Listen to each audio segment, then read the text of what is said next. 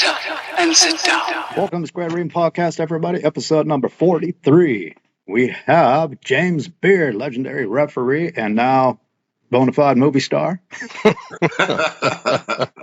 There you go. Yeah, bona fide. That's right. Yeah. All right. Before we go any further, guys, we are going to be discussing the Iron Claw. We were fortunate enough to go see a media screening last week. So there's going to be certain points and questions we have for James that may give away some important plot. So if you haven't seen it, go watch it first when it comes out and then come back to the podcast. So how's it going, James? Hey, Bobby. Doing Jim, doing how's it well. going? Doing well here in Texas anyway. Hey, just because we got to see the media screening last week, Mr. Beard, he's seen it like a month ago, since he was in the movie. So, he got that privilege there. Yeah, the premiere was it was incredible. The whole experience of going to the premiere and walking the red carpet and all that stuff. It was quite an experience, I tell you. Something you kind of, I guess, everyone kind of dreams about being in a movie and doing something like that, and actually getting the opportunity to do that was pretty special. So was Kevin at that premiere with you? Oh yeah. As I read that he talked with the director, but was really hands off. But he did get to see it. So. Oh yeah. Well.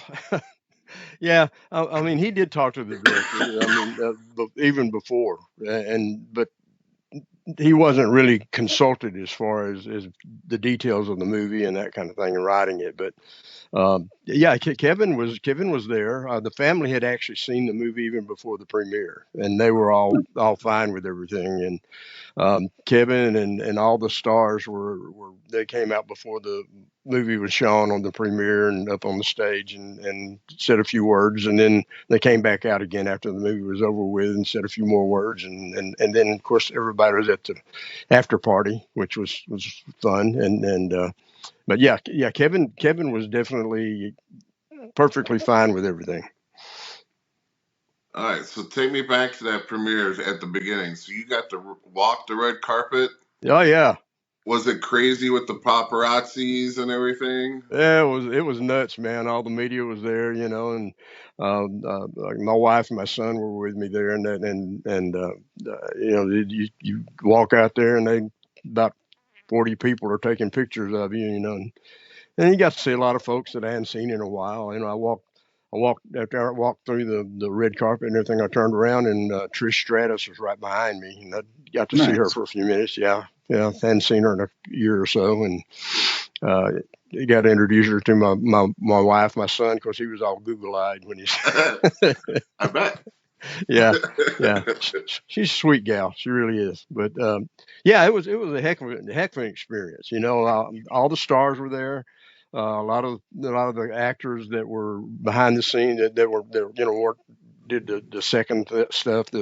All the wrestlers that were involved in the movie, and the guy that took care of the stunts and all. Hiro Koda was there, and Chavo Guerrero was there. It was a fun night. That's what I was gonna say. You might have been the only one there in cowboy hat and boots on the red carpet, but probably not. I did. Yeah, I did. I had my hat with me, but I didn't wear my hat in the movie. I didn't want to get in anybody's way. Should have brought the Texan. He would have wore his hat. Yeah, I probably should have, but I didn't. I was trying to be polite. There you go. Yeah. So how was the after party? Oh, it was nice. A lot of people there, and all the stars came to that for a while, and I didn't stay for a long time, but we hung around and had a good time and had good food, and it was pretty incredible. It was at the Longhorn Ballroom, which was just right down the street from where the Sportatorium used to be, and probably less than a mile, really. A place that is real famous country western bar. In fact, I had worked there as a musician years and years ago before I was ever in the wrestling business, and they've remodeled it and updated it, and this is really nice in there. It's a super place. It was a very famous place. That is cool. That's cool. So you were in it. Of course, you didn't see all of it, besides the parts that you were involved in. Mm-hmm. You were finally able to watch the movie. Yeah. What did you think of it? I thought it was incredible. I really did. It was really everything and more than I thought it would be. Obviously there's a few details that were altered, that weren't exactly the way it happened in real life. If you were around there and lived through it, that. And Right. the timelines sometimes didn't match up with what happened exactly. But that's one of those things you expect for something like that. But you got 2 hours to tell a story that lasted for years, and plus he wasn't there, so he didn't know some of those details. And a lot of the people who were around those days, they would probably see that and say, hey, that didn't happen exactly that way or whatever, or exactly at that time. But, that's kind of nitpicking, I think the story itself, the point of the story was well developed and well done. His acting was incredible. There's a lot of talk now about it getting nominated for some Academy Awards, and it's that good. It really is. Yeah, you talk about the acting and storytelling. Like, I've heard the stories, but like actually watching it, like it choke you up a little bit.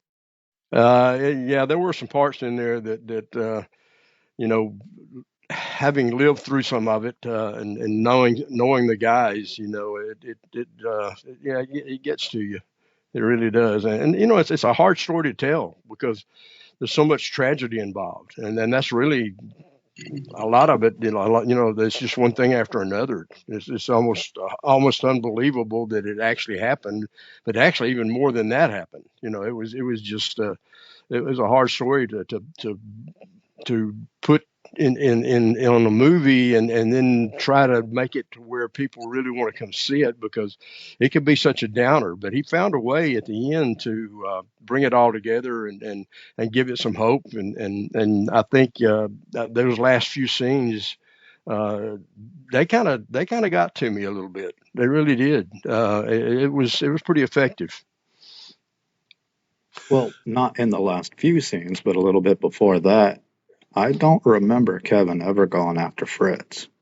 He didn't. No, Okay. that didn't happen. In fact, Kevin wasn't even there when Carrie died. Fritz is the one that actually found him. That's one of those things, that I think was probably included as a dramatic license type thing. Right. The movie was about Kevin. I mean, Well, it basically. did further the story. Yeah, I And mean, it's about the just pretty much what I thought from reading some of the parts of the script. It's about him dealing with the fact that he kind of got overlooked. Being the older brother, and David was the guy that got the first push, and when David died, Carrie got the push, and Kevin really never did get that same I guess attention and accolades and things that the other brothers got. And it was about that and how he handled that, and also it's a love story. He and Pam, what their relationship was like and how it developed, and that was pretty accurate, really. I can remember Kevin telling me some things when he and I used to ride together, that there was a period of time there when he kind of got off the rails, and that was shown in the movie. I don't know if it was exactly like that, but he got the point across, and it's a tough, like I said, it's a tough story, and he led a tough life. I don't know how he dealt with all that stuff. I really, it was amazing. We talked about it, back in those days, how things happened and how he had to deal with all of his brothers and passing away, and at that time when we were riding together, Fritz was still alive, and Doris was still alive. So it was an amazing story, really. Well, what I Okay, liked about it, speaking of like those Fritz and Doris, like that was one thing from reading online. Like I was trying to like read some comparisons and contrast kind of things, and I thought they made them seem really cold on how they handled it. But then Kevin, he talks about like watching his dad punch a window out of a car, like with his bare hands. Like it wasn't as cold as they put it out in the movie. Fritz wasn't. Fritz was a tough guy, and he was gruff, and he was. He can be tough on the boys sometimes, but he wasn't mean about it. And the movie he kind of came across in the movie as being a little more mean spirited about some things, I guess, in some cases. But he really wasn't like that. I mean, I thought Hoyt did an incredible job of acting and portraying Fritz because he got the essence of him very well. But like I said, I don't think Fritz would have ever rated his sons. I don't think he would have done that. At least not outwardly like that. Well, that's what He I'm pro- saying. Like in in the in his movie, there was. Sorry, go ahead. yeah, in his mind, he probably had a pecking order a little bit, and that's normal. I think probably that happens in most families, but uh, he wasn't mean. That's what I'm trying to say. I guess Right. yeah, he was. He made some bad decisions. There's no question about that. But most of his decisions that he made that were bad were trying to protect his boys, and maybe not uh, taking the bull by the horns a few times when he probably should have, and maybe gotten things in order. It was almost like denial sometimes, like some parents do sometimes. Where they don't want to know that something's wrong, and don't want to hear about that. And Fritz was like that a little bit. What I think of, if you go to see this movie and you don't know anything about wrestling or the Von Erichs, it is truly a love story. I won't even say about Kevin and Pam. I think it's a love story of brothers. Oh, absolutely. It's Yeah. it's the love of their bond of not wanting to be separated from them, from Yeah, each other. and that's a very accurate thing too. I mean, those boys were all close like that. I mean, that's the point that he made about the brotherly love and the closeness of all those brothers and all it was right on. It was very true. And they protected each other. They looked out for each other, and that they were very close, all of them. It doesn't mean that they were perfect, but they were. That's the kind of relationship they all had, and they did make that point in the movie, and I Oh, thought that was very clear. And so very you're clear. right. You're right. It was a love story about the brothers, the family, and also he and Pam, and plus, like I said, dealing with the obstacles that he had to deal with, Right. uh, Kevin was a different guy from the other brothers. In fact, all of them were different in some ways. Uh, uh, Carrie was like a big kid. He was uh, always kind of kidding around. He was very amicable with people. He was always wanting to be around fans. He wasn't hard to talk to at all. He was always joking around, having a good time. And David was a little more serious, about the business and that side of it. And Kevin was he was a little quieter and a little introspective about things. And they all had different styles in the ring, So, but they all loved each other and they all cared about each other, and they protected each other, and that really did come through. Yeah. Yeah. I mean, like I said, if you didn't know anything about the Von Erichs, I think it's a perfect story to go see. And I think just the people who think they're wrestling, what's the word? Not dictionaries, but Historian. medias. I think those people who think they know everything about wrestling is going to go there and they might try to tear it apart a little bit. But again, it's a movie. You can't Yes, throw everything in there. it's not a wrestling movie. Right. I knew that from just looking at the bits and pieces of the script that I was getting when I was working on it. And You know what though? I really listening to you the last couple times you've been on our podcast. When you keep saying it's not a wrestling movie, I really thought there was going to be less wrestling than there actually was. Because to me, there was still a pretty decent amount of wrestling in there. You know? Well, and I tell you what, I'm very proud of the wrestling scenes that we did, because I thought they came across as being as realistic as anything I've ever seen in a movie for wrestling, and they were done that way. You know, the actors actually did those bumps, the spots.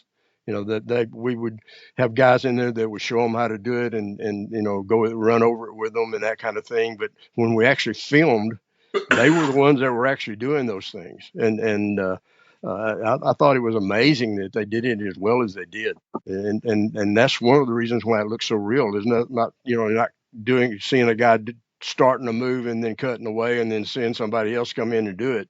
They all went right through with the whole thing, Yeah.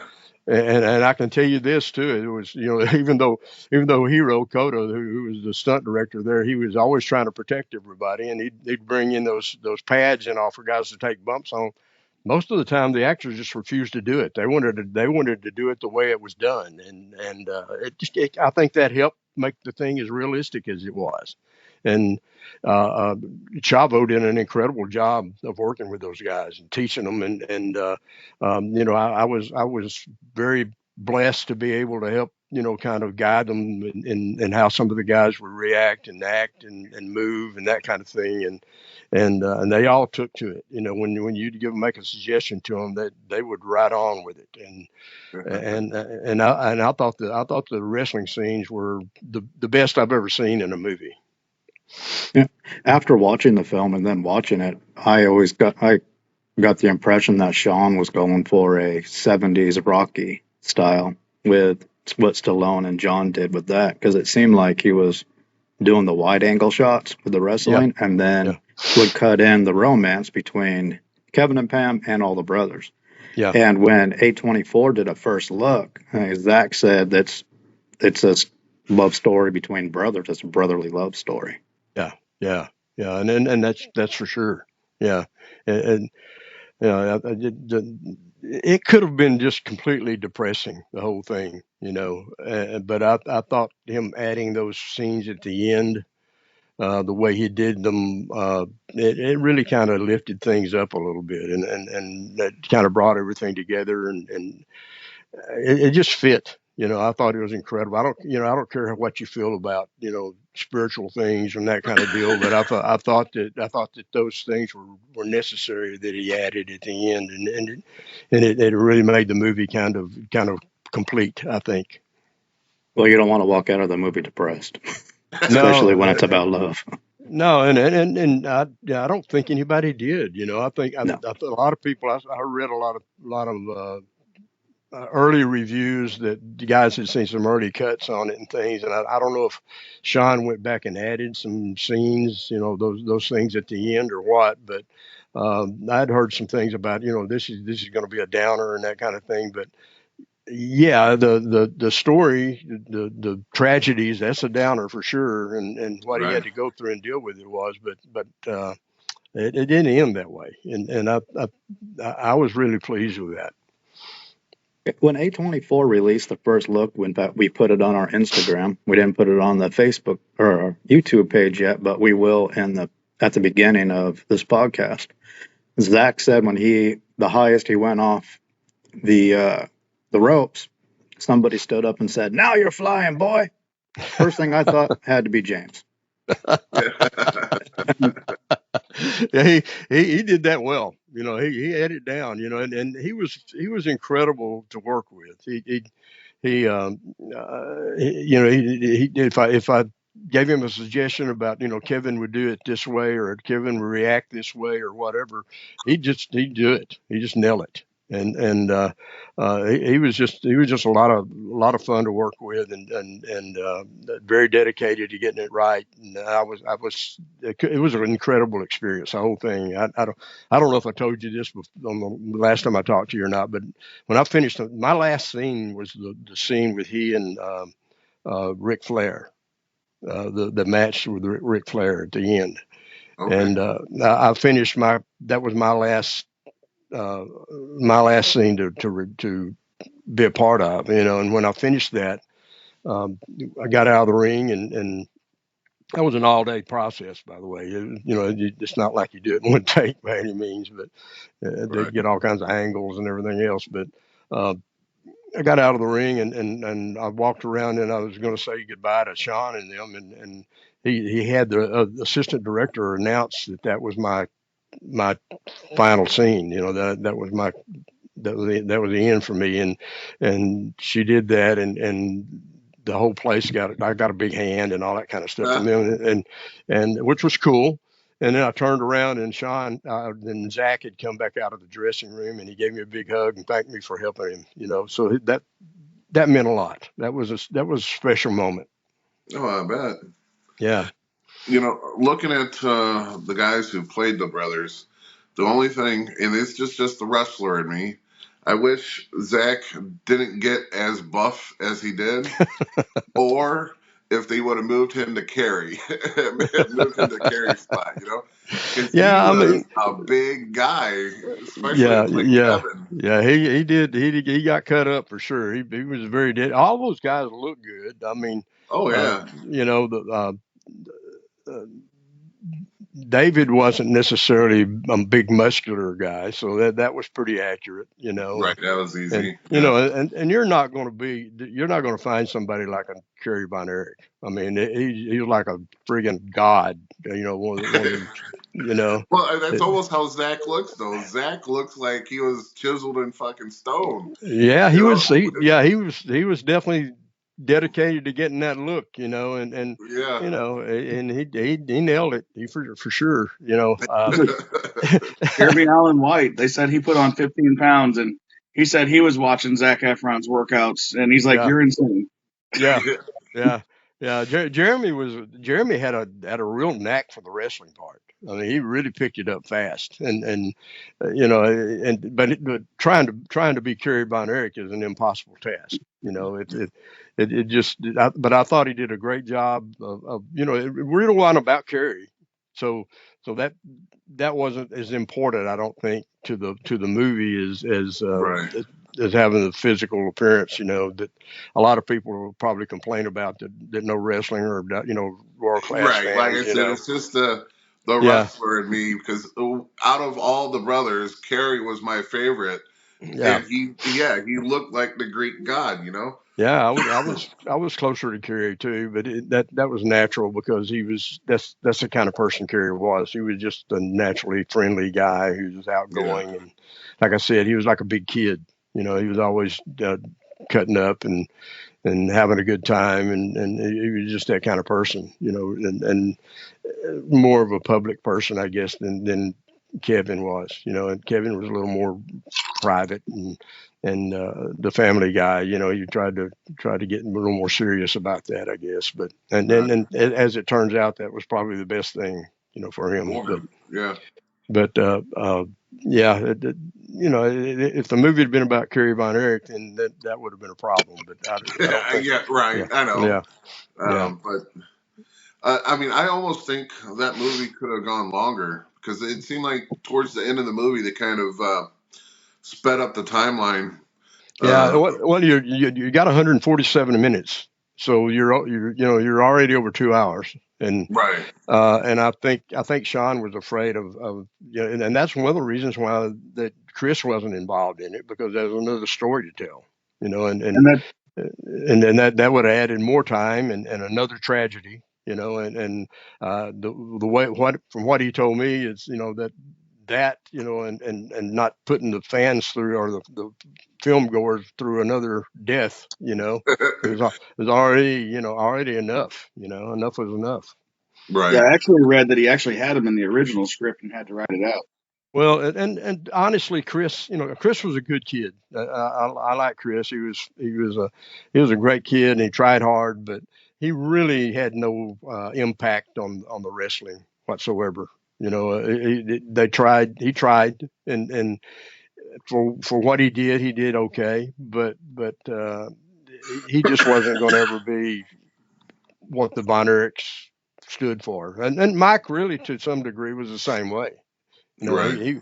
he was he really wasn't that interested in being in the business. He wanted to be a musician, and he kind of felt compelled and pushed, I think, to take David's place in his footsteps. You know, and then of course what happened with him after the surgery and the shoulder surgery, and he had that toxic Toxic. shock. Yeah, Yeah. and he really wasn't the same person after that. He just couldn't function that way, and I think that's what got to him. You know, he just couldn't be what they expected him to be, and he couldn't do what he expected to be able to do, and and he did what he did. You know, it's a That's sad. That's a sad story in itself. You know, right. but Well, in Um, regards to Quest, James, I have a question for you. At the time when Chris was going through his issues with him being 5'4", did they know at that time he had brittle bones disease, or was that something afterwards they found out? well, I don't know about the brittle bone thing. I know he had asthma really bad, and you know, you'd get in the ring with him, and you know, he couldn't do very much without blowing up. You know, and plus he juiced himself up to a point to where he looked like a little miniature Carrie at one time. You know, wow. he was like five, like you said, 5'4", 5'5", and wasn't going to ever be any bigger than that. But he had gotten himself in really good shape physically. I mean, he looked good, but you know, a lot of I think that put a lot of pressure on him. You know, it's like a lot of these guys that get on the juice and stuff when you know their natural body is 180, 185 pounds and they weigh 230. And that's Yeah. what's happened. That's what's happened to a lot of guys who died early. I mean, just to be blunt about it, you know, they were carrying all that weight on a frame that just wasn't built for it. Yeah, that's why most of them have some sort of heart issues or something like that because the heart Well, and doesn't that pump. too. Yeah. Yeah, and that too. Yeah, that creates some more stress on on the heart, and that and you know, it's something you can't sustain. You know. Yeah. I want to take you back just for a second, going back to Mike. After the movie was over, that's one thing that I told. I looked at Bobby and I said, you know, the one thing I learned was I didn't know Mike was a musician. Yeah. You know, I always assumed that you know he was forced into the wrestling, but I didn't know that he had another passion, and he was good. I mean, at least the movie shows that you know he was good. Yeah, he had some talent, and that was his number one passion. Really, that's what he really wanted to do. Um, and you know, of course, I can relate a little bit. You know, I came out of music into this business too, and I still dabble in the music part of it, and that was really always my number one thing. And you know, I can understand, you know, having to give something up that you love and to do something else, you know, and out of Yeah, either out of necessity or out of a situation or whatever. But he was kind of pushed into it, and you know, after David died, Fritz, you know, they wanted another Von Erich, and that's why Lance came around. You know, yeah, why he was brought in, you know, and And that's a whole nother story, you know. right. yeah, and I was going to do a test on you guys to see if you could see who's in this scene from the movie. Oh, it's too All small, 6 seconds worth. Yeah. I don't know about MJF that. there in the corner Yeah. as Lance Von Erich, and I know all his scenes were cut except for this little 6 second scene. Yeah, it wasn't very long. I expected him to be a little bit more involved in the movie, but I think they really had to. They had to cut a lot of stuff, you know, to get it down in time a little bit.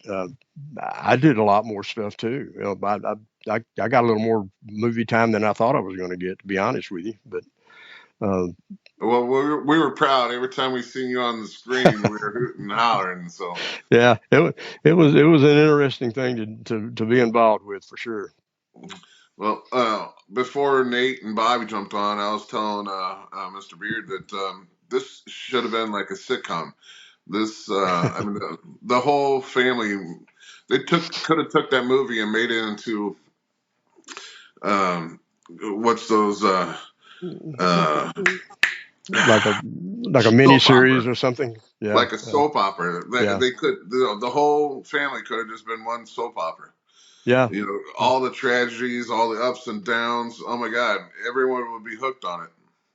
Yeah, there's no way you can tell the whole story and get every detail in there in 2 hours or whatever, a little over 2 hours. But I thought I thought he did a masterful job of getting the story he wanted to tell across in that length of time. And Let you me know, like I, let me ask you one question. Um, Carrie's leg, was it really mhm. cut that far, No, or no, because I no. heard it was just like the front part of his foot?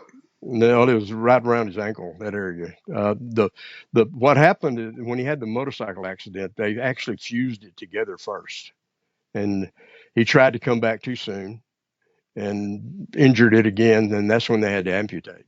So it was kind of it was a longer process than it made seem in the movie, and it wasn't. No, it wasn't up that high. Okay, Yeah, yeah, it was down around the ankle, that area. because it was so high up in the movie. I was like, "There's no way he can put a boot on that and wrestle."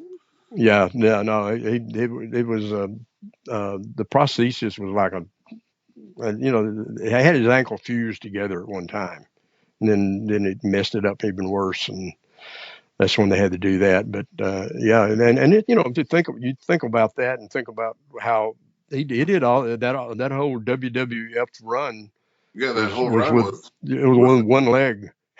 yeah, That's how great an athlete he was. yeah, He had to change his style a little bit. I mean, he wasn't flying around as much as he did earlier. When he had both legs, right. but he was still. But that charisma he had was so amazing. I mean, But that's all he needed, really. but that's I'm kind thinking of you're sitting what there saying he down came the back. fall. I'm sitting there saying, thinking you're saying he came back too early. It wasn't healed. Most people wouldn't even been attempting to walk yet, probably, Yeah, Right. and he's coming yeah. back already. Yeah, he was just determined he was going to come back because he felt pressure. The things were kind of lagging a little bit, and he part of that was because he wasn't there, and and Kevin had kind of lost a little bit of interest, and then naturally, that after everything that had happened, and Carrie felt the pressure that it was on him to come back and try to bring things back a little bit, and he tried to come back too early. There were a lot of us that believed that that's when he got hooked on the pain pills and things, Yeah, that's what that was the led to start a of his lot of other downfall. problems. Yeah, and we a lot of us believed. I know Gary Hart said the same thing. If they just come clean with that and told people that look, I have this problem. This is what happened, and I got into painkillers, and I'm having this problem. And I need to do something about it. I think if he'd come clean with that, he'd have been a bigger baby face than he ever was, Oh yeah, and more if he would sympathetic. But Fritz didn't want that to happen. He didn't want anybody. He didn't want to admit that one of the boys had that kind of problem, and that really led to more problems. yeah, Just the fact that they were trying to hide that. So it just it's a tragic story in a lot of ways, more than just the deaths. A lot of things that happened like that just could have been avoided. Some other decisions could have been made. Some things could have been done differently, and who knows what could have happened. If David had lived, I mean, just think about it. If David had lived and became the NWA World Champion, like probably would have happened, almost certainly would have happened, yeah, and probably would have held it for a while. I mean, he wouldn't have been on like a 2 week deal like Carrie was. They were grooming him to be a legit world champion. If he right. had done that, so many things would have changed in the business. The world class wouldn't have existed. Really, the world class was a TV program, and it didn't become the promotion name until '88. It was the if David had won the NWA World Championship and become more, I guess, more involved in the business and more, I guess, influential in the NWA, who knows what could have happened? there were deals going out, rumored between Vince and them, and so many things could be different today Oh yeah, if David had lived. yeah. Because I think at one point in time I heard that they had the best TV produced show. Well, it wasn't even close. Wasn't Yeah, even close. The production values of world class were better than anything else in the business, and really kind of what prompted Vince to go as far with it as he did, and that's why you see the quality of production you see now, because world yeah. class started that. And it's kind of funny because in the movie, they were talking to Fritz about let's all these different angles we can do, and in the movie, it's like we don't need to worry about angles. We just got to worry about wrestling. But Yep. yet he had the best production anyhow. Yeah, that and the music, the whole thing was, a lot of that. I mean, I don't know that the music started there, but certainly was pushed to another level there, with the Right. guys coming out and that kind of thing. A guy named Mickey Grant, who was the producer back then of the World Class program, he's the one that came up with a lot of that, and um, it was just way head and shoulders above everything else as far as the look and the way it came across on TV. It was amazing. Yeah, yeah, yeah. So hands down, I say it's a great movie. Everyone should come out and see it. If they're a fan of wrestling or a fan of just the movies, it's definitely something everyone should see. Um, Yeah, like it's that's not what. a superhero movie, or anything like that, but it's a damn good movie. Yeah, it's like I said before, it's heart wrenching. Like not even the wrestling part, like just the story between the brothers and the parents and the tragedies, and it'll choke you up. Yeah, yeah, yeah, and I mean they had it all. They had that story to tell, and like I said, there's so many other little things that could have been told that weren't even there. That uh, even some things that happened after all that. The Fritz and Doris splitting up and Fritz dying, and it was. I remember I was the last time I saw Fritz. I was riding with Kevin. We were coming back from, I think, Oklahoma or somewhere, and he asked me if minded going by and seeing his dad, who was living on the place on Lake Dallas, and we went there, and it's late night, and stopped, and Kevin said, let's go in and see him. And I said, no, you go ahead. You want to go see him? I'd give you some time with him and that kind of thing. And it wasn't just a few minutes. He came back out. And he said, come on in. He wants to see you. So I went in, said hi, that kind of thing. But it was sad because, there was this big, strong, tough guy that everybody knew of as Fritz von Erich. And he was kind of a shell of himself a little bit, and just in a sad situation. He lost his wife, and all of his sons except for Kevin, and they're living out there by himself, and it was, that man, it was tough. Yeah, it's a very tragic story, but I'm glad it was told on the big screen. That's the great thing, because otherwise it was just wrestling lore. Yeah, Everyone talked about it or had some sort of story to tell, but it was nothing grand. No one put it out there. At least now it's out there for everyone to see. Even if they get some of the things wrong, hopefully this will give people who watch the movie an interest in researching the family and yeah. finding out about everyone else. Yeah, there had been other attempts at telling the story in the past. In fact, I even saw another script at one time several years ago. It was horrible. I mean, the script was horrible, but there had been other people that had tried to tell the story and try to get it on a movie. Which I'm glad that didn't happen on that one, especially. But I read that there another major motion picture company or producer or director or somebody had thought about doing it, but he turned it down because he thought it was just going too morbid to tell. He couldn't tell it, and thank goodness Sean found a way to tell it and get even though it definitely sad in a lot of places, at least he found a way to tell the story and come out of it with some hope. Yes. Yeah. Well, since you were friends with the family and you were around them a lot, with the Von Erich curse, did anybody around ever besides the Von Erichs, get affected by their curse?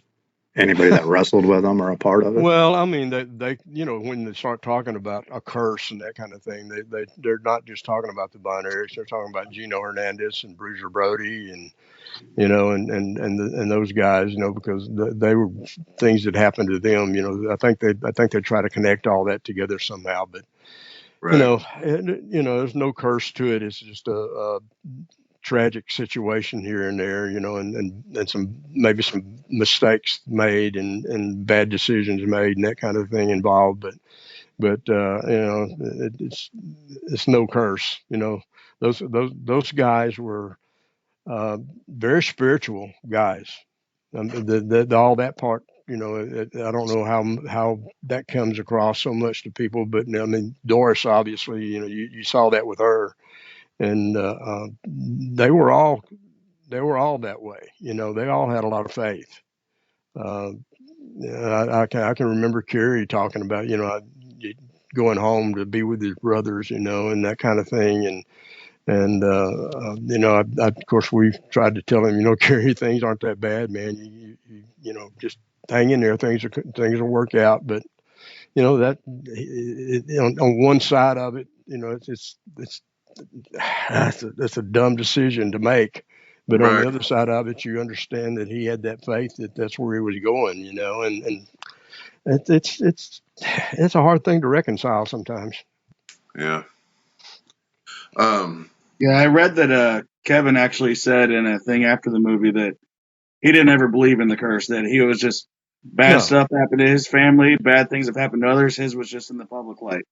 yeah, that's exactly right, and that's how he approached things, and he handled it amazingly well, considering everything. Like I said, I got to ride with him quite a bit and talk to him, just he and I together, and we talked about different things like that off and on, uh, he had a strong a strong faith within himself, and um, he was a different guy, than the other boys. Yeah. I think me and Bobby might have read the same thing because I remember reading everything that he was just talking about. Hmm. But he also in that part talking about how he too had thought about committing suicide, but that's where Pam came in. She was the one that was able to get him focused. Well, Uh, that's another part of the movie that's very accurate. Pam was a backbone there. I mean, yeah, she's a strong lady, man. She held things together and held him together somehow, or brought him back together or whatever it took, But yeah, she's an amazing lady. She really is. and now I might have this numbers wrong, but I think was there 4 siblings now and 11 grandchildren. It's like something like that. Yeah. I don't know all the numbers, but Yeah, so the he's kids, yeah. he's definitely getting his He's got family a back crew. together. Yeah, he's got a whole crew down there, but they've moved back to Texas now, and they're all down there around Borney, around San Antonio area, and Yeah, yeah, I think they're happy to be back here. I know they loved Hawaii, but I think Kevin told me he felt like it was time to have the grandkids and all in a place where they had a little more social life, I guess, and besides right. just the family, and he felt like that was a necessary move to come back home. Well, the last time we spoke, I talked about how I think his kids need to take advantage of this movie coming out, and I think they're actually going to. Because there's rumors that they're going to sign to AEW or Well, possibly they're doing something with AEW this weekend in Dallas, right. but Uh, I'm not sure if that's going to lead to a permanent thing or mhm. or what, but. Yeah, I heard. They are doing something. I don't know. I don't even know that they're wrestling. I know that they're going to be there, but I'm not sure what what Well, the situation is. right. They are. They better claw out. The little birdies keep speaking about, they might sign to AEW or might even go to the NWA, because the NWA has got such a light schedule compared to everyone else. Yeah, Um, yeah. so, I mean, if they take advantage, I think it would be great for them if they did, because their name's going to be out there pretty well, Um, and they were great wrestlers when they did, was it Yeah, they're MLW? yeah. Both They were the tag team. Marshall and Ross are both very talented guys and very athletic. That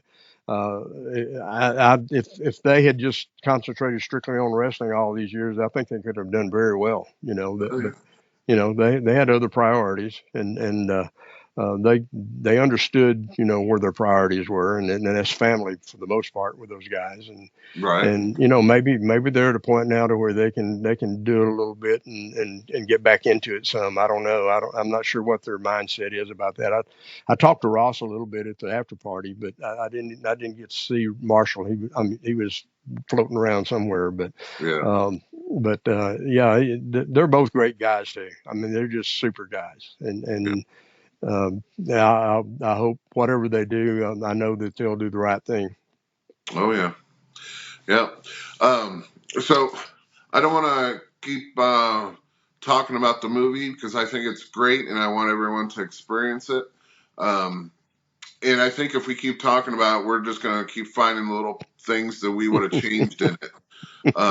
So I'm just going to leave it at the movie is, in my eyes, is great. Everyone should come out and see it. Maybe piques a little interest in you to actually dig into the family a little bit more and discover the little details out for yourself. What I want to say is, what's next for our movie star, our friend, Mr. James Beard? Well, I'll be in Dallas this weekend doing a taping up there and with Texas Style Wrestling, and I've been involved with them now for several months now. But I mostly write the format and kind of getting more involved in the booking side of it now. Oh, I don't get in the ring, but that Moving behind the scenes. Nice. all behind the scenes stuff, and which is what I really want to do right now. Anyway, I'll get in the ring every once in a while if I get a couple of guys like these brutes up there in Missouri, I'll I'll right, I'll, right. I'll climb in there with them and see what I can do once in a while. But and when I go to Iowa, I'll get in the ring up there. But down here, I'm pretty much behind the scenes all the time. Well, we That's need to have cool. the Texan call out Zach to come wrestle up here. There you go. I That's don't what know. we He's need in to pretty do. good shape right now. That's what we need to do. Yeah. Well, I don't Plus, think no promoter over here has got enough money to pay Zach to come out here and wrestle. You're probably right about that. thinking Well, about you coming up here with the big old brutes in Missouri, and throw that shameless plug that movie comes out December 22nd, but at FanFest 2, we'll have Mr. James Beard there where you can come pick his brain. I definitely will be there. Yeah, and I have a good time there. Herb does a good job putting that thing together, and I love all you guys up there. That's I've kind of gotten new family members, from my wrestling family. The guys in Missouri and the guys in Iowa, I enjoy being around them, and it's a lot of fun. hey, I think you're our best friend on our podcast. I mean, uh, not once have you ever told me no. Every time that I even, slipped a little, please, you're like, just give me a time and date, and Yeah, I'll be there. yeah, and that's always going to be true. You just let me know, and I'll be here. That's awesome. Well, So, I know I've always had fun hanging around you. Well, I appreciate that. It's a wonderful business when you're around good people. There's been times when it's been frustrating, but for the most part, my almost 40 years in this business has been a real blessing and a real fun ride. I've been very lucky, very fortunate, and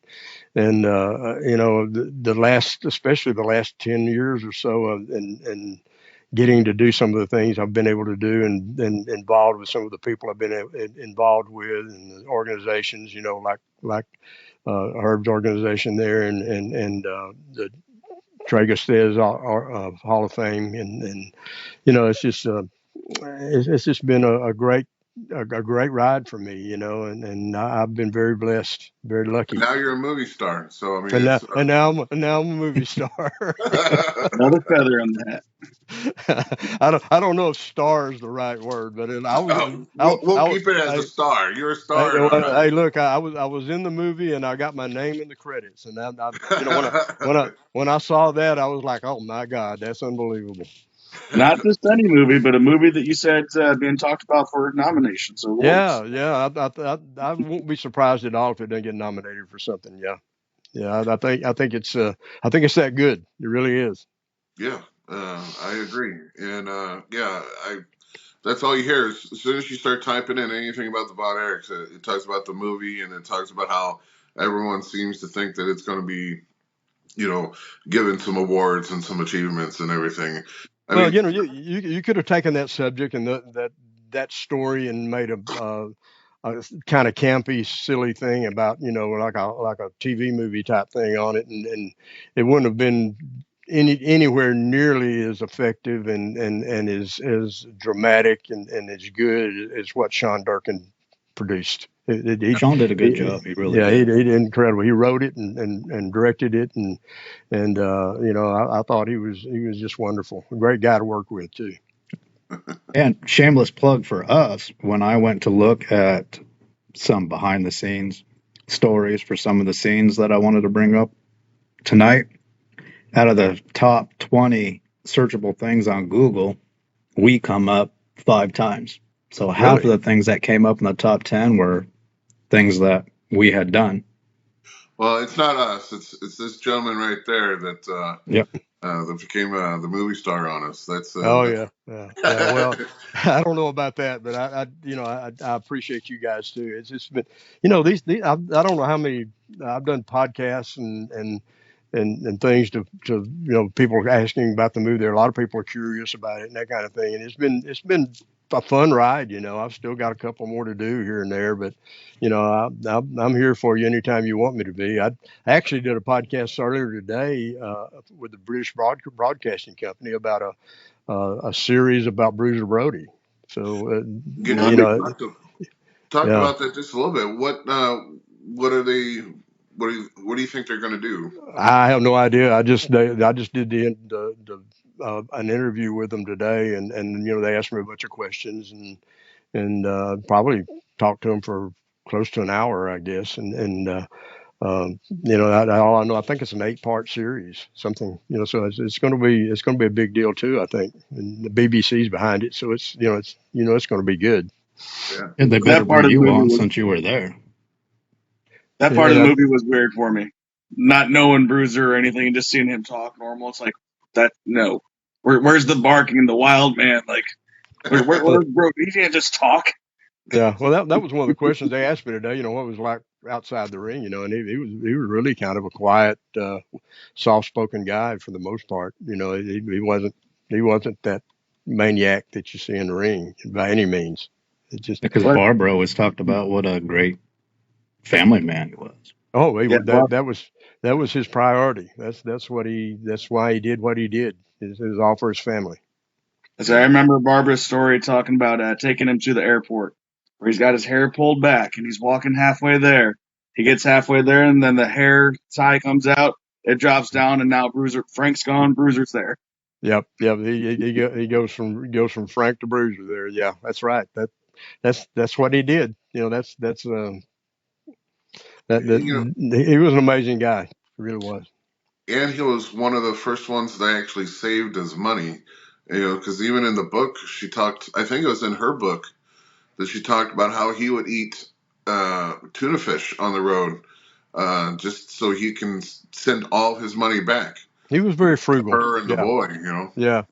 He was one of those guys that watched every penny and made sure that it went to the right places. And he was his whole his whole, especially after he and Barbara got together, and then Jeff came along. You know, that he was all about family. He was all about doing what he did to get to a point to where he could take care of them and make sure he had a life after wrestling. You know, that was his goal, and everything he did was pointed to that direction. So he was a different kind of guy. He really was.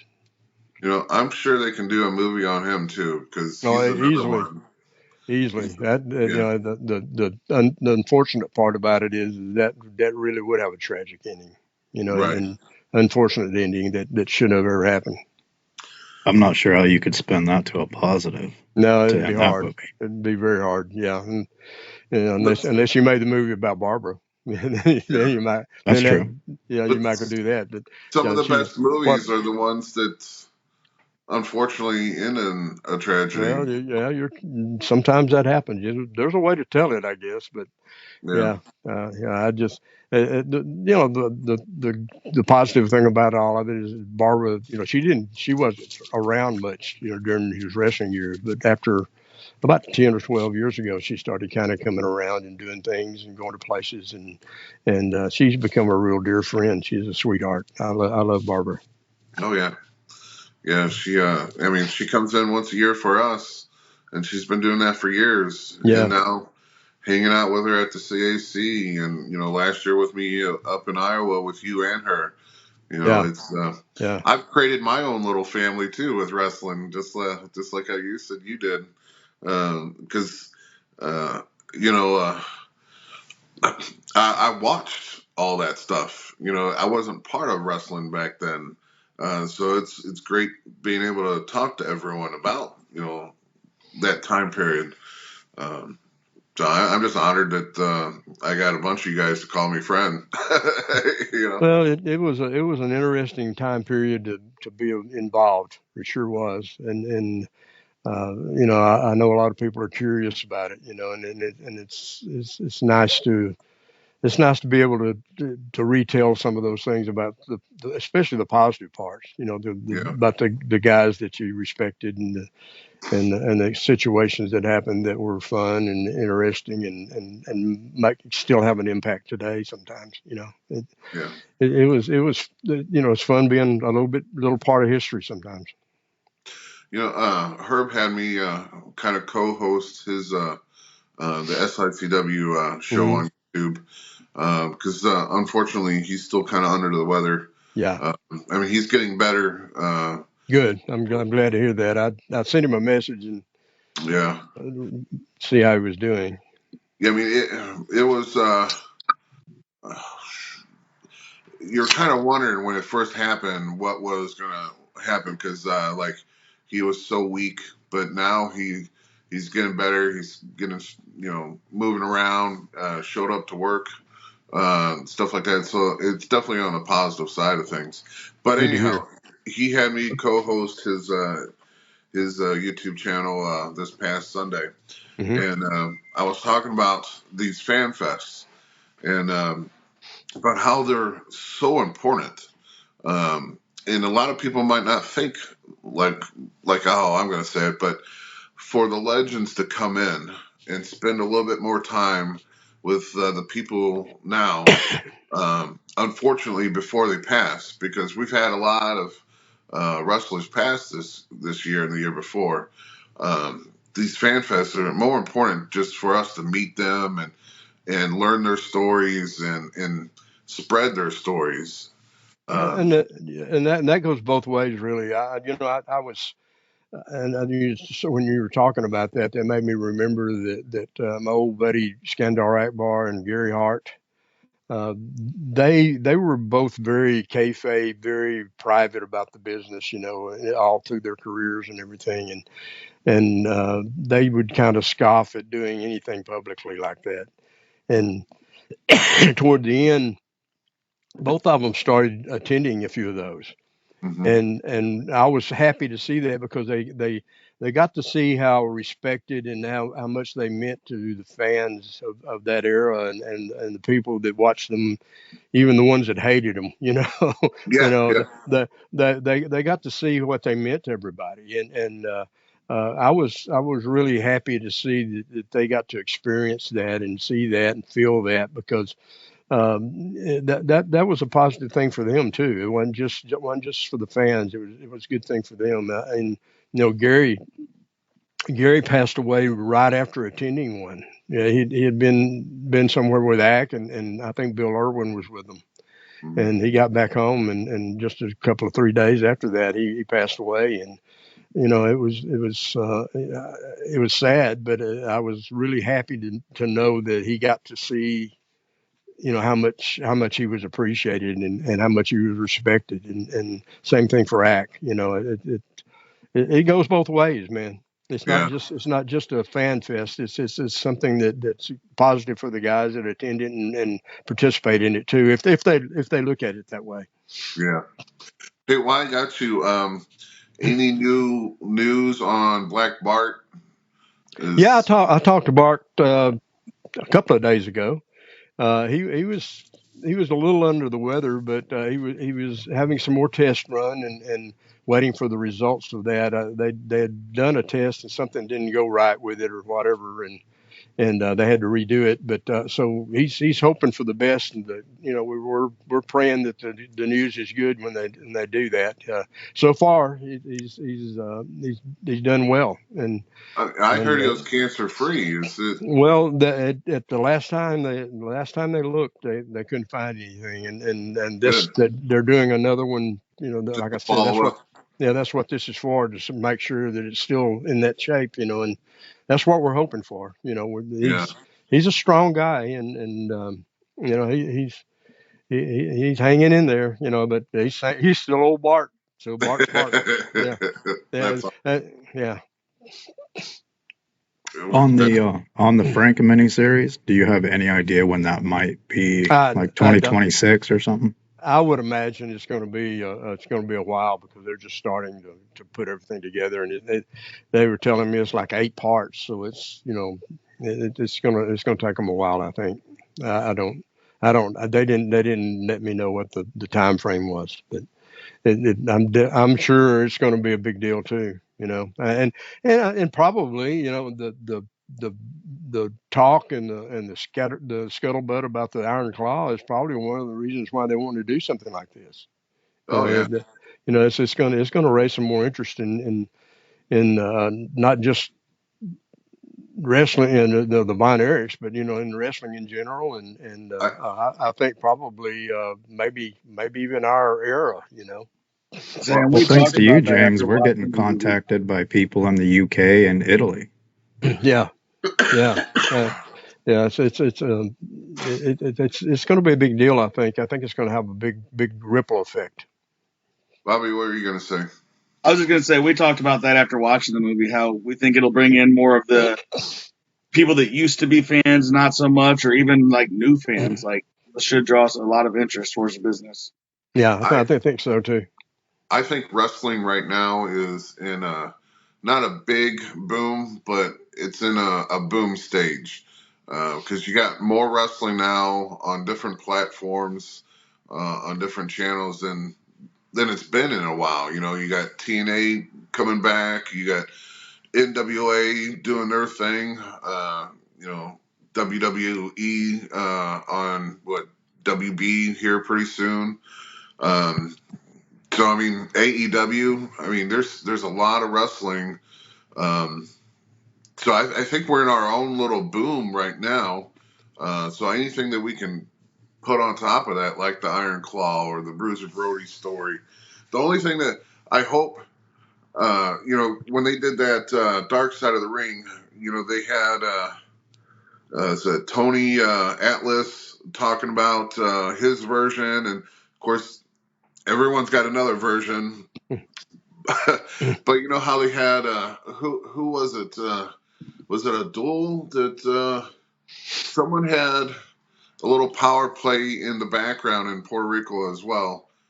I can't remember who they said in the Dark Side of the Ring, but when Bruiser was trying to get his shares of the stock of that company, another American wrestler, like quieted everything down about that. I can't remember who. I want to say it was Abdul.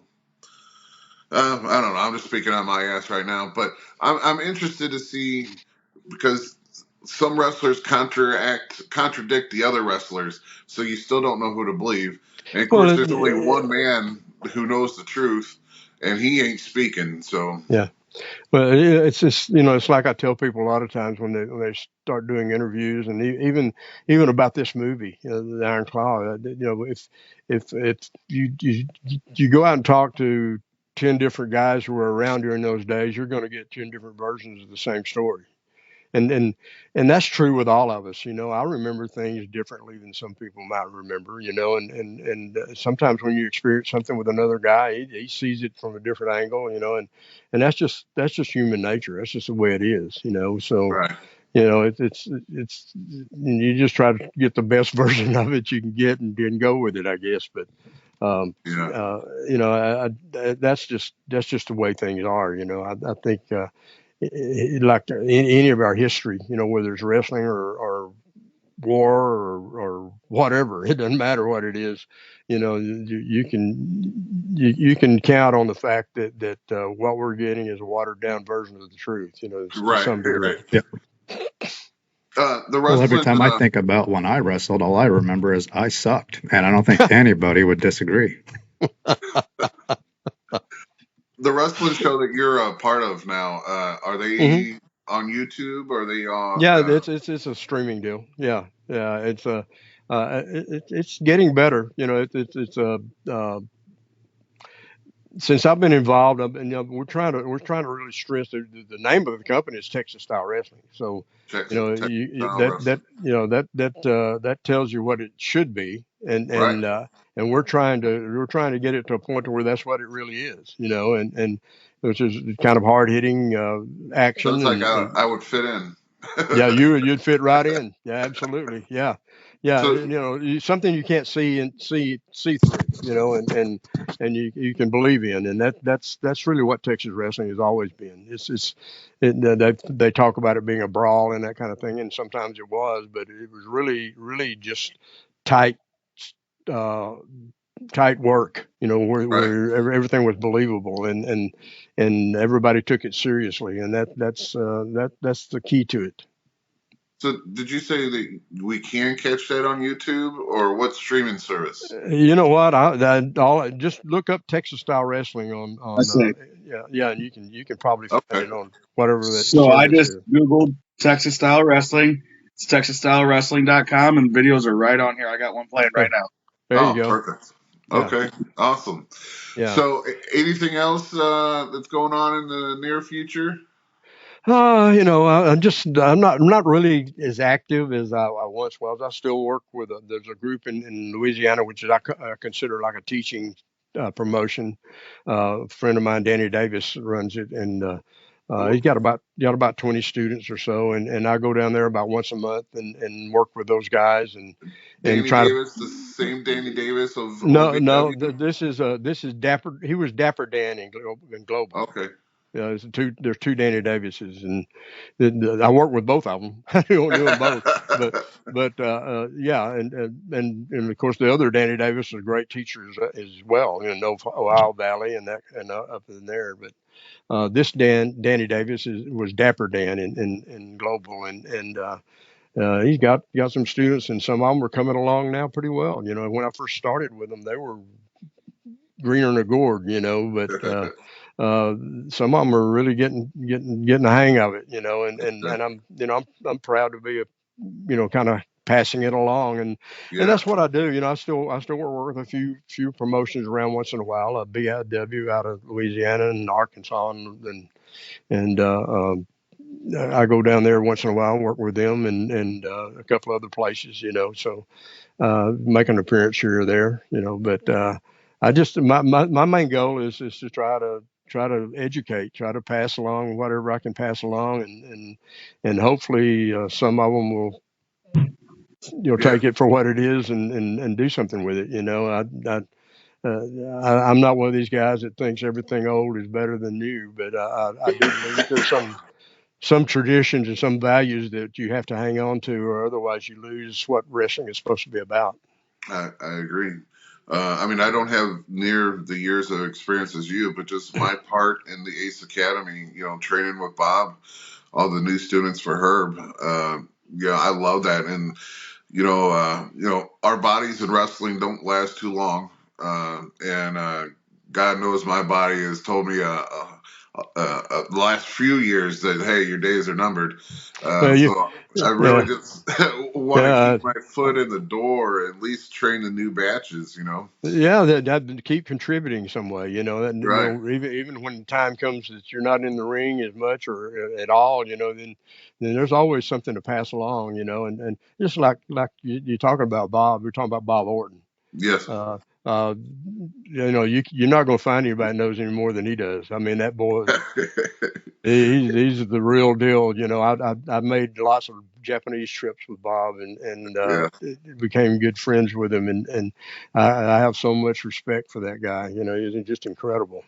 One funny thing that happens to us all the time is me and Bob will be sitting in some chairs watching, like, say if we got a match going on, and then they'll stop and say, hey, how would you guys do this? And they call it something.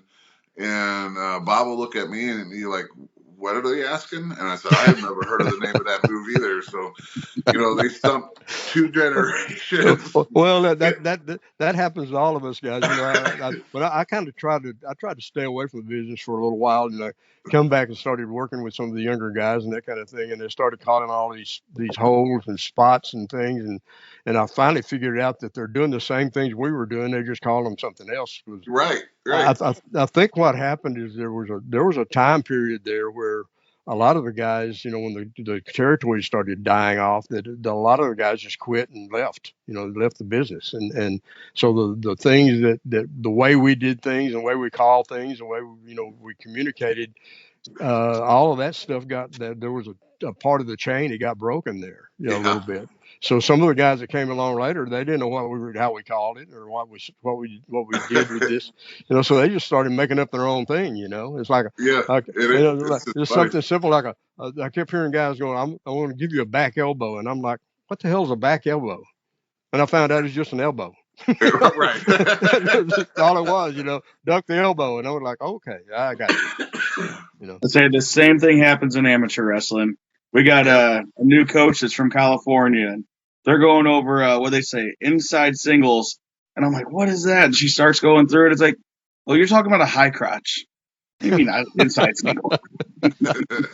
Yeah, just call it whatever they think a good name was, and that's what's happened, and part of that's our fault. We dropped the ball, I'm not my generation. I'm talking about, we just kind of left everybody hanging, and the ones that picked up that didn't know any better, they just kind of did what they had to do with it and figured it out, and that's where we are.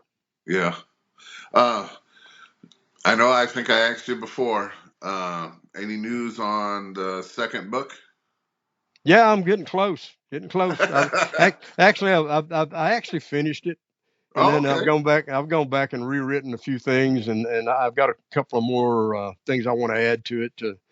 I was always it had taken me so long because I kept thinking I don't have a good ending. I don't know how to end this, and I think now I kind of do. I think I kind of got a way to get out of it, and then that's what I'm working on. But Okay. it's gonna be by the time I see you in St. Louis, it'll be out. I'm hoping. All right. I'm for sure. Yeah.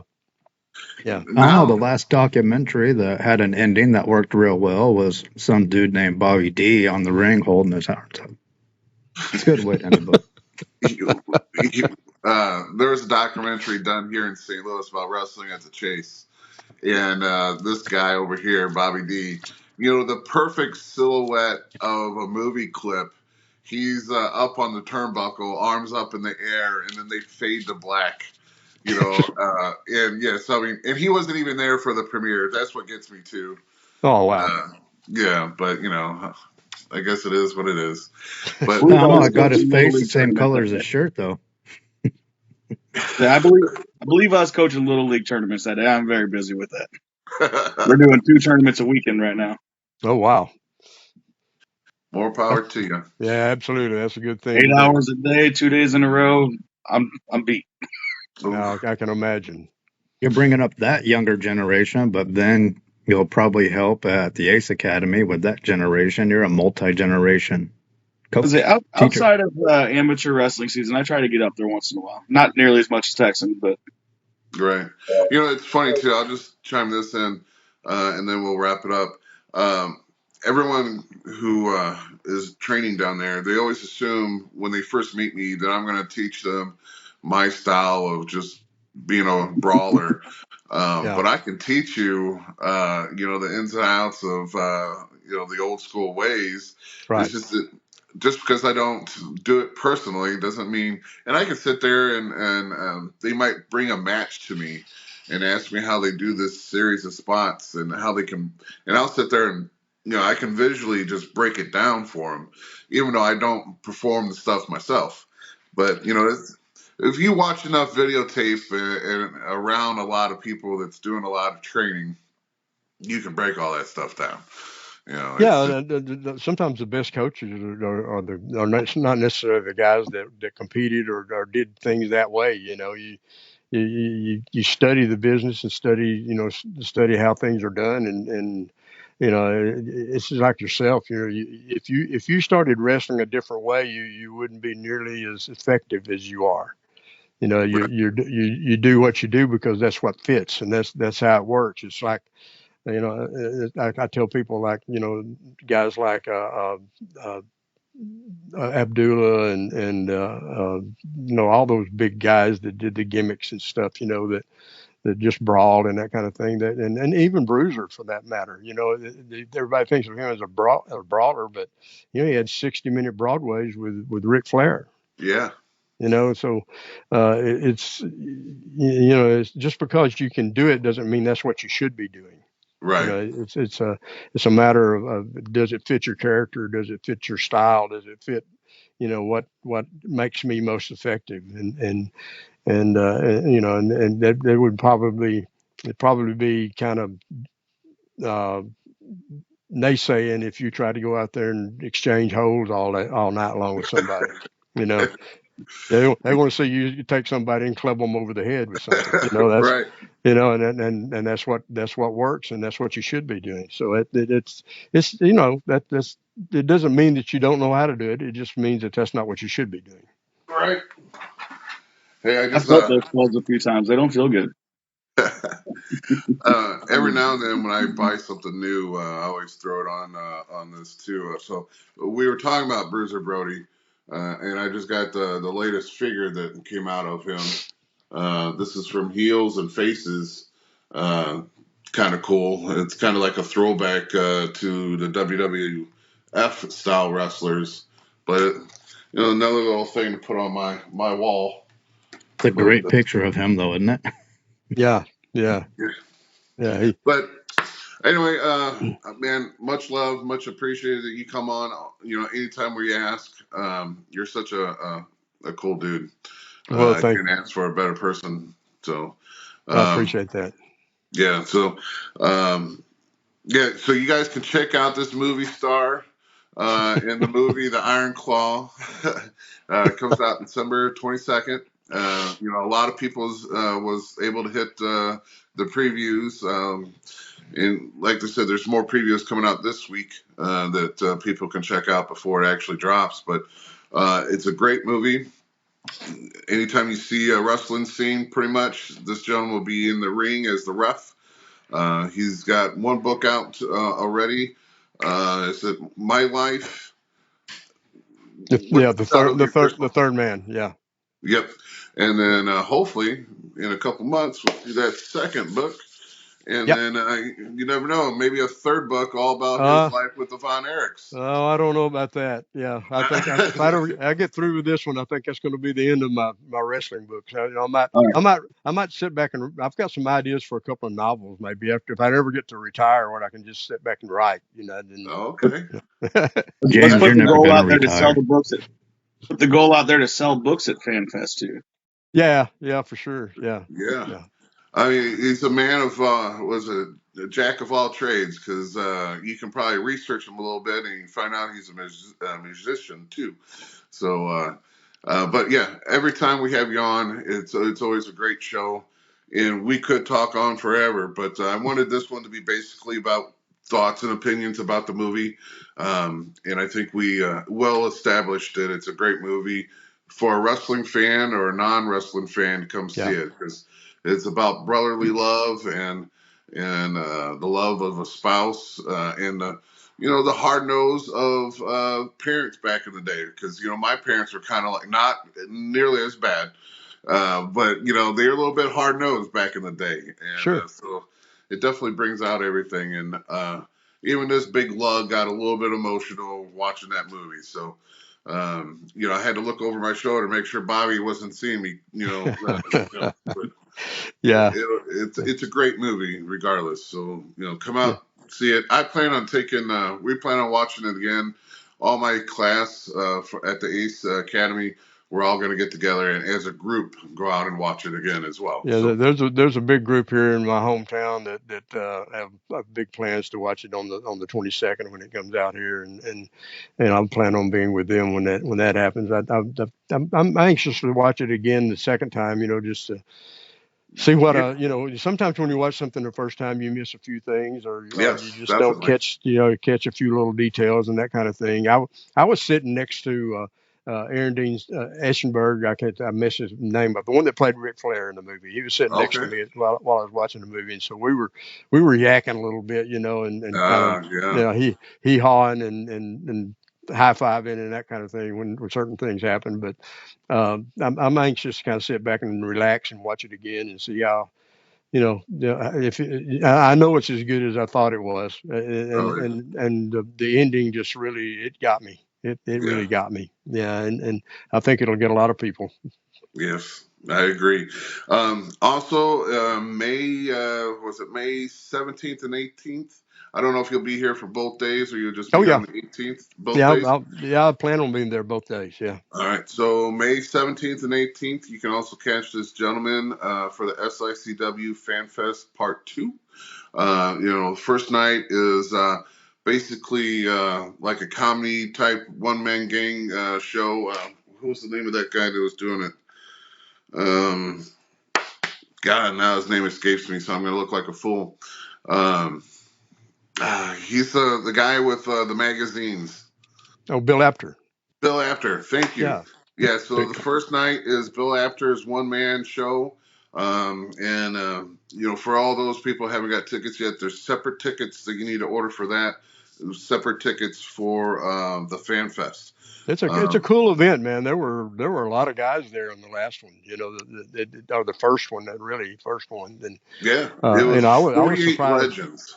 Yeah, I was surprised to see that many guys there, and I think there's more on this one. And it was just kind of cool. And then after there was one night we were sitting around after everybody had kind of quit doing what they were doing, and just having a little private get together with a bunch of us. I looked around and somebody took a picture of it. I was sitting there with my friend JBL and Stan Henson, and that's one of my favorite pictures. It's just Yeah, all three of us sitting there with cowboy hats on and yakking, that's telling lies.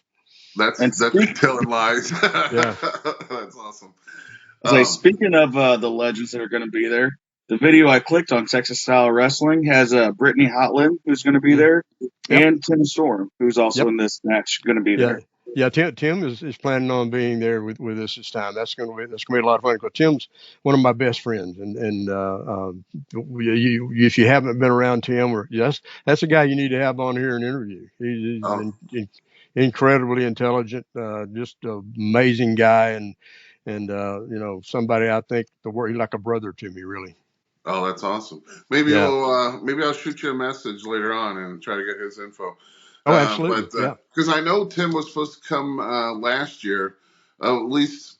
So I'm really close with Herb, so he bounces ideas off of me, and same too. I throw that right back at him, and I know he was in talks with Tim last year, I don't know, something must have not, the Well, dots must have not.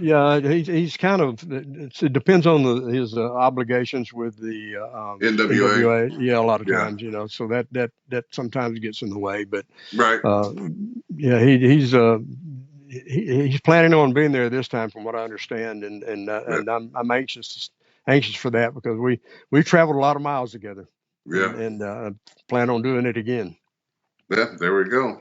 Yeah. Okay, All before right, we get off, Jim, do a Randy Macho Man Savage call out to Zach, Jeremy, and Harris to bring them to the Fan Fest in May. Buddy, I can't do it, Macho Man. and again, Nate, you're probably looking at too much money to bring them to the Fan Fest, but it would be great if you're out there and you're listening. Swing on in if you're in St. Louis, May 17th and 18th, by all means. It's a fun event, it really is. Yeah, but again, thank you for being on, and maybe later on this month, or maybe January, once we find out that this movie hits #1, we'll throw you back on and brag about it a little bit. Yeah, okay. Yeah. But yeah, we can do that. Awesome. All right. So from everyone from the Squared Ring, again, if you like this content, you like the people we bring on, please like, share, comment. But from everyone from the Square Ring podcast, thank you for tuning in. You guys have a good night. Again, thank you, Mr. Beard, and Nate and Bobby. We'll see you next week. Thank you, guys. See you guys. Adios. Bye-bye.